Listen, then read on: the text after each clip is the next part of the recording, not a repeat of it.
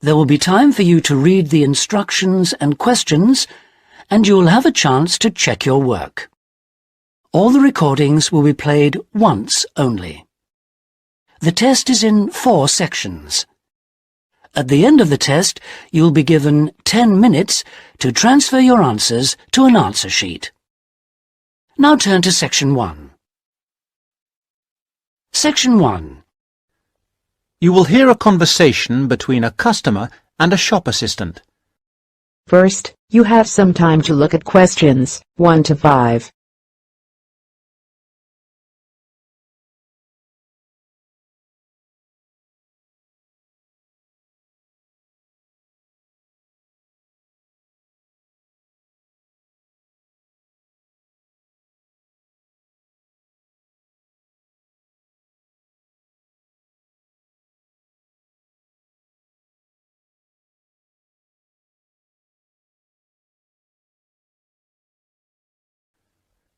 Now we shall begin. You should answer the questions as you listen, because you will not hear the recording a second time. Listen carefully and answer questions 1 to 5. I'm interested in buying a radio. Can you help me? Yes, of course. As you can see, we have this analogue radio on special offer today for £29.99. They are normally £35. We've also got a much more modern range of digital radios. These are over here. Oh, yes. What are they? They're the new technology. This one, for example, sells at £95. The analogue radios are looking a bit old-fashioned now. Are they? What's so good about these new ones? Well, the main advantage with the analogue ones is, of course, cheapness. But the main advantage with the digital ones is the number and variety of stations you can get. Hundreds of them. All kinds of stations, playing music, rock, pop, classical, everything in fact. As well as news, current affairs, comedy, all sorts. What about the sound quality? The quality is very good. Under certain circumstances, you can get amazing sound quality with analogue, but this is usually with very expensive radios which would normally be part of a hi-fi sound system. We have lots of those on the 3rd floor if you're interested. The second great thing about digital is clarity. You get no interference. Well, less interference than with analogue. You get a very clear and clean sound. Well, I want a radio for the flat I share with 3 other friends of mine. Well, you want something that will last. The analogues come with a 1-year guarantee, but the digitals have a 2-year guarantee, which is extendable to 3 years if you pay an extra £26. The main disadvantage with analogue is that it will be turned off in a few years. We don't know exactly when, but sometime. But what about the batteries? I've heard that they use a lot of batteries. That probably is the one disadvantage of the digital radios. The battery life is not very long, but they all come with rechargeable batteries, which really solves the problem. Before you listen to the rest of the talk, you have some time to look at questions 6 to 10.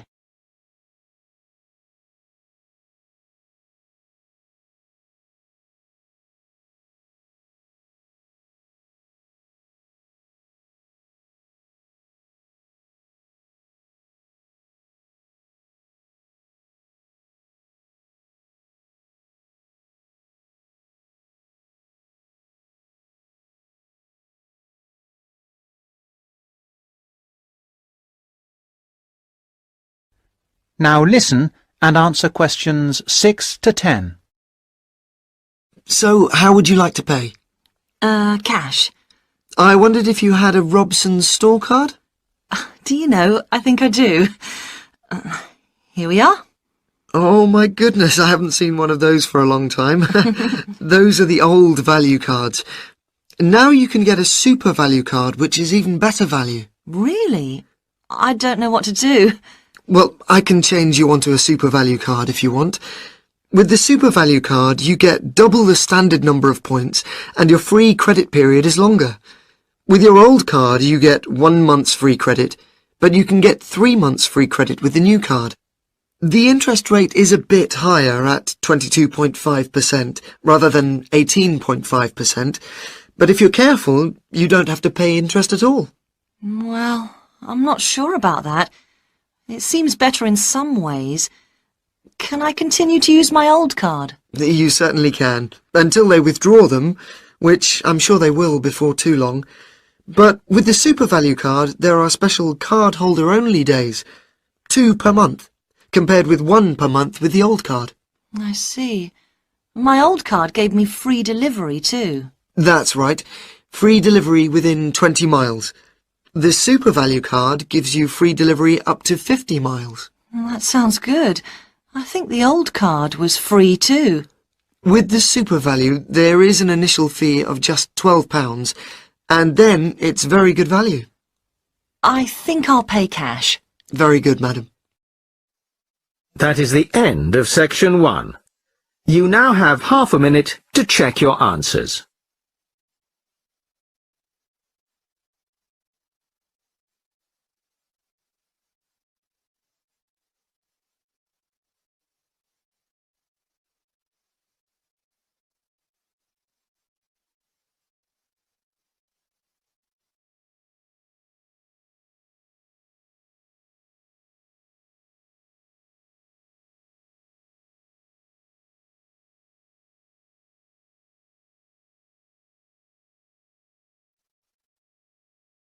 Section 2. You will hear part of an introductory talk about a library. First, you have some time to look at questions 11 to 15.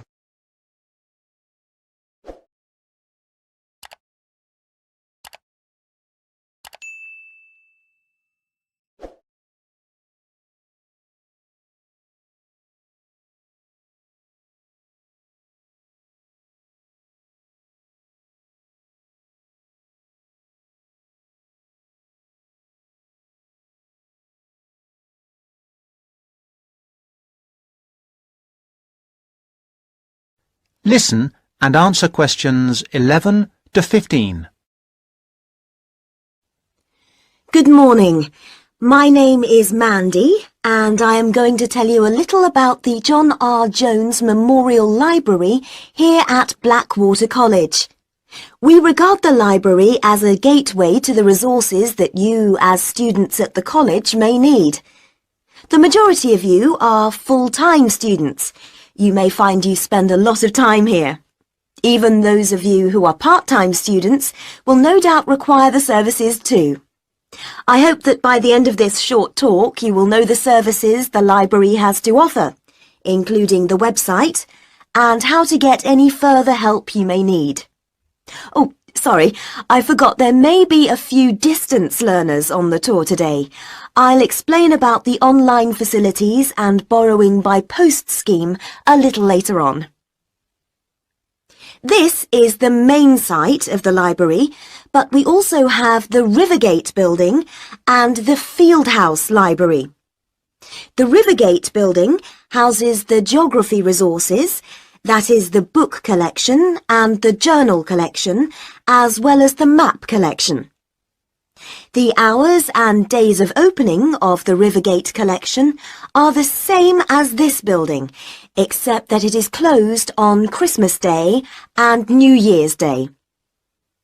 The Fieldhouse Library contains a specialist collection of local history, and if you want to visit it, you will need to make an appointment. Those two facilities are the only exceptions to the rule that all the Blackwater College libraries are open 24 hours a day, 7 days a week, 365 days a year.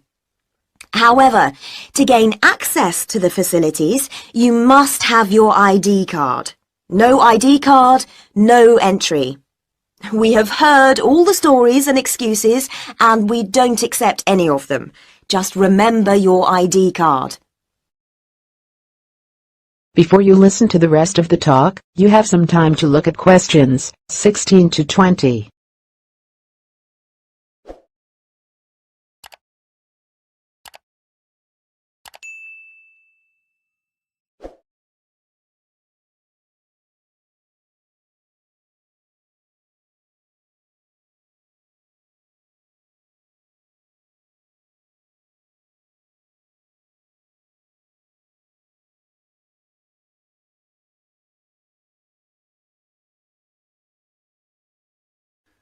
Now answer questions 16 to 20. Now, I must apologise for the mess you can see around you today. Libraries should be quiet places, but unfortunately this is not currently the case here. This new building has been here for only 2 months, and as a result we have not quite finished moving in. So far, we have moved most of the book and journal collections from the old library into this new building. There are 2 exceptions. We are currently moving the economics collection here, which should be installed by tomorrow, and we will be moving the French literature collection into this building next week. But as you can see, we are still building the new restaurant. We will finish it, we hope, very shortly. We have finished the cafe, however, and students can use it during the library opening hours. We have recently installed 150 computer places, and we will be adding another 100 shortly, so that there will be plenty for everybody very soon. Very shortly, this library will be one of the finest in this part of the country. Don't forget that the library isn't just about academic books. In addition to the books and journals, there is a wide range of national newspapers available from the librarians on request. I'd like to mention the different ways you can get help in using our resources. Don't forget our website at www.mlbc.ac.uk.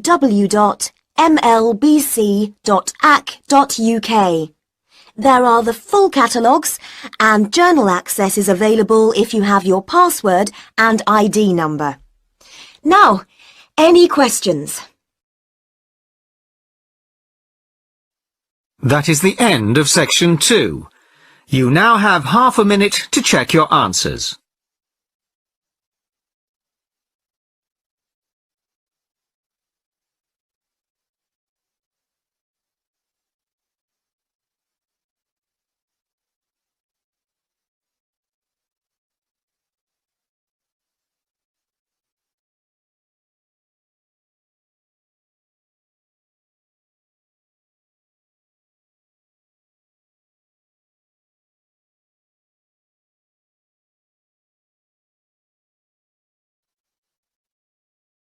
Section 3.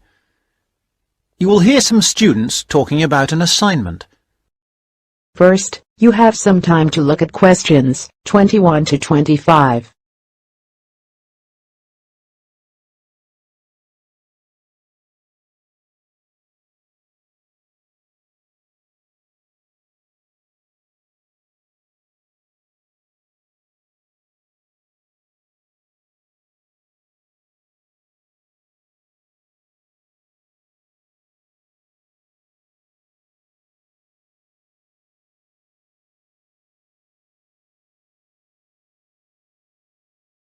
Listen carefully and answer questions 21 to 25. Hello, Tom. Hello, Anne. What have you been doing? Oh, just sitting around, catching up with some reading. I've had a great time. You know we're doing this assignment on... what is it? Museums, their costs and benefits. That's right. Well, I've been to the Sandgate Museum. It was really good. These local museums are really interesting because they connect people with the history of one special place. We all know about kings and emperors and battles and wars, but local museums tell us about the everyday lives of ordinary people, and that's why they are so important. I'm not so sure about that. I think they are of interest, but they're so small that they can't give a true picture. They do their best. I don't really agree. They do give a true picture, but perhaps not a full picture. It's the truth, but not the whole truth. I think the smallness is the #1 problem. Because they're small and local, they attract few visitors. That's why they have so little money. And because they have little money, they can't buy or maintain many really interesting exhibits. As a result, the shop is almost as big as the museum to try to raise money by selling souvenirs, postcards, sweets and so on. I think they find it difficult, but not impossible. And don't forget, they get a lot of their exhibits free from local people. There was this boat, for example, that was fantastic. Really? What was that? There was a massive fishing boat, a real one, about 100 years old, and you could walk on it and get the feeling of what fishing in those days was really like. Sounds quite good. But I've always found that these kinds of museums are a bit dingy. For example, the display cabinets are so dark that you can hardly see the exhibits, and the labels are sometimes difficult to read. Before you listen to the rest of the talk, you have some time to look at questions 26 to 30.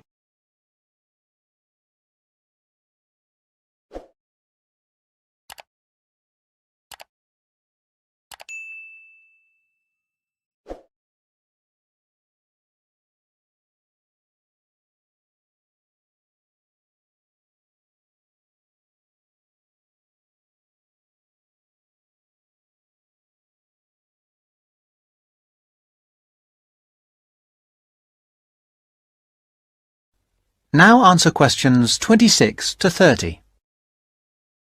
So coming back to our assignment, what we've got to decide is whether these museums should be funded by the government or just by local people.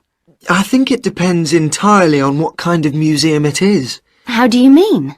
Well, take local history museums. They are small, so they won't survive without financial support. But that should come from the local authority, since only people in that area or tourists will visit it. I agree, but what about big natural history museums? Surely they should get money from the central government. Why? Children who want to learn about nature can go out into the countryside with their school teachers. They could survive from donations, and they get loads of visitors anyway. The state should spend more on science museums, since not enough people are studying science these days. I'm not so sure, but I do think a sort of museum which should not get public funds is the craft museum. Yes, like museums of cotton weaving. Yeah, which are of interest to only a very small number of people, and they should pay for it.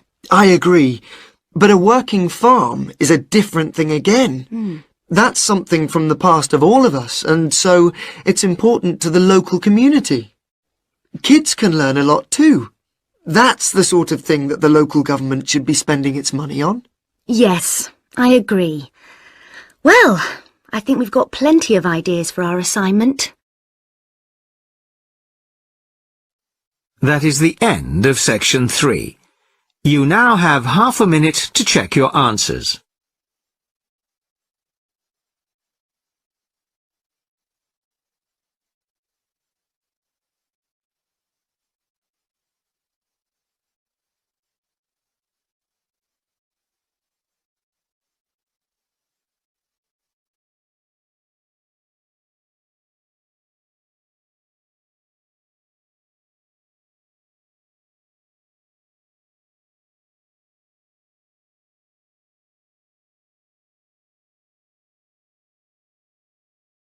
Section 4.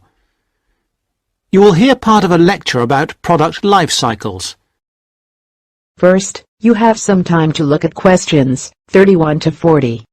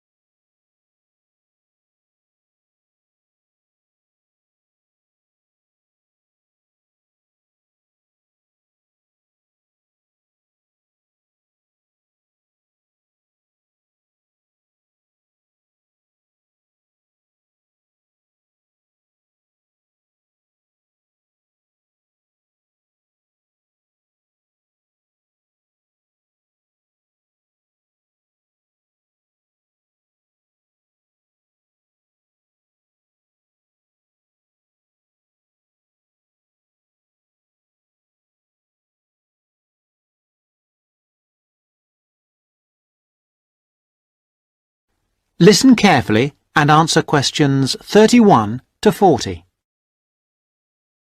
I'm going to begin my lecture today with a look at product life cycles. Now, as we go through the product life cycle, I will be trying to raise some issues which are important with regard to each phase of the cycle. I won't have all the answers for you this morning. This one of the lecture series is just to get you started and, I hope, interested. Let's start with the first phase of the cycle, that of product design. This is really the most important part of the cycle. We often talk as if it is consumers who are responsible for recycling, and so they are, but in reality the major responsibility must be borne by designers. They can design products where recycling is easy and cheap, or difficult and expensive. In the latter case, the likelihood is that recycling, though technically feasible, will not in fact take place. Now, don't jump ahead, because the second stage is not product manufacturing, but rather that of materials acquisition. This is the activity we do when we mine coal or other minerals such as gold or iron or copper. In addition to mining, there is harvesting, which includes the cutting down of trees as a first step in the making of furniture or paper, or fishing. These activities have costs which are not only money costs. Pollution is one of the extra costs. We have also to think whether the resources we use are renewable, such as trees, or not, such as coal and other minerals. The third stage is not manufacturing either. It is materials processing. This is where we take the raw materials and use energy to change them into a form that can be used in manufacturing. For example, trees must be turned into paper or oil into plastic. The cotton plants that grow in the fields must be turned into cloth. All of these activities require the use of chemical processes, and, as with all chemical processes, waste is produced, often of a dangerous kind. And now we come to the manufacturing stage. This is usually the most expensive in terms of cost and energy and waste. The wastes are often those that contribute to global climate change. For example, we make 41 billion glass containers, mostly bottles, each year, and we throw most of them away. A lot of manufacturing seems unnecessary if we could only organise things better. And this could mean greater profits for the manufacturing companies too. Stage 5 is packaging. Many products are packed in paper or plastic, which themselves, of course, have their own processes and costs. Excessive packaging is often criticised, but it must be remembered that packaging serves a purpose, often more than one purpose, such as maintaining freshness and hygiene, as well as providing information. In our globalised world, we must never forget the next stage, which is distribution. This is the stage where transportation and energy play a big part. Lorries, trucks, trains, planes and ships all use up the precious stocks of oil and, as we know, generate greenhouse gases, which, as we hear again and again, contribute to climate change. Stage 7 is the point of it all, using the product. Looking after products, using them in the recommended ways, timely repair and maintenance all reduce the need for early replacement and reduce the number of products in landfill sites. We should not encourage the purchase of single-use products, that is, products which are designed for use on one occasion only and then to be thrown away and replaced.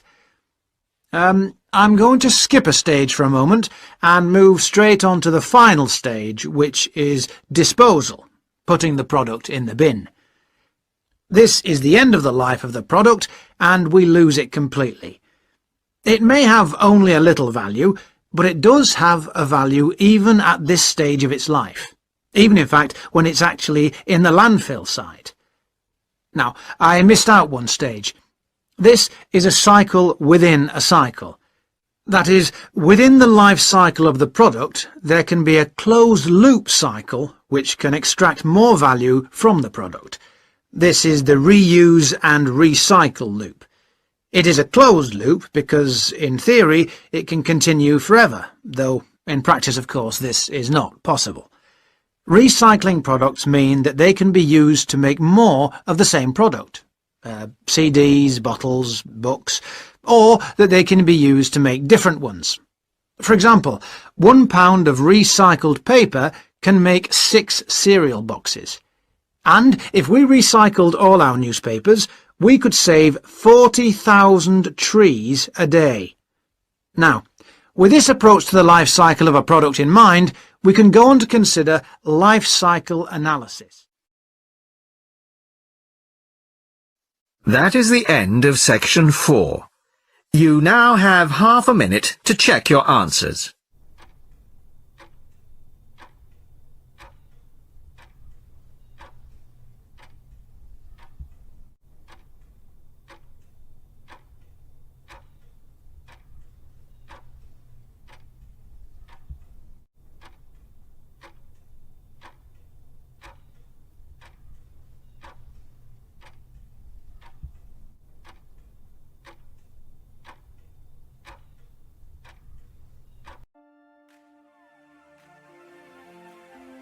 That is the end of the listening test. In the Ielts test, you would now have 10 minutes to transfer your answers to the answer sheet.